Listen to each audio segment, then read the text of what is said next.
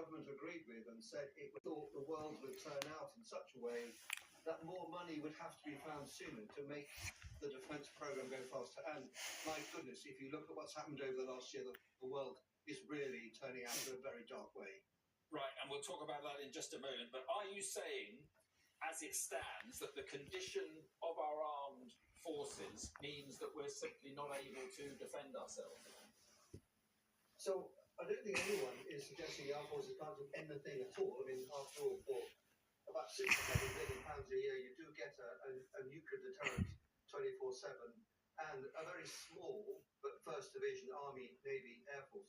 I think what everyone is saying is the armed forces that we have today are the product of our journey through the 35 years of the post-Cold War era. We really didn't need big or very ready armed forces.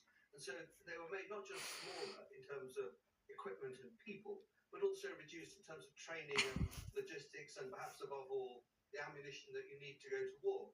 And now the world has turned out to be a very different place. We live in this era of state confrontation, as we're seeing in Ukraine, as we're seeing in Gaza, as we're seeing now in Iran. And the armed forces that we had at the end of the post-Cold War era are not the armed forces that will be big enough, good enough, or endure long enough for the world we now actually live in.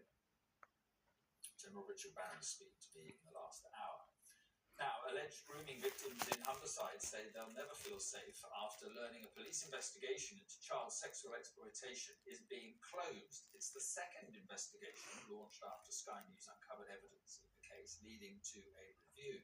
The last hope for the women now is that the National Grooming Gang Inquiry Team will choose Hull as one of its cities to focus on.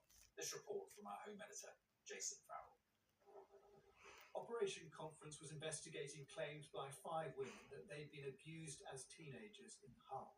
The police investigation was reopened after Sky News dug into the case. One victim, we'll call Sarah, told us she had been raped by over 100 men from the age of 13 for over 3 years. That room, that flat, took my childhood from me. They were coming in sometimes 10 or 11 men wanted to rape me per day.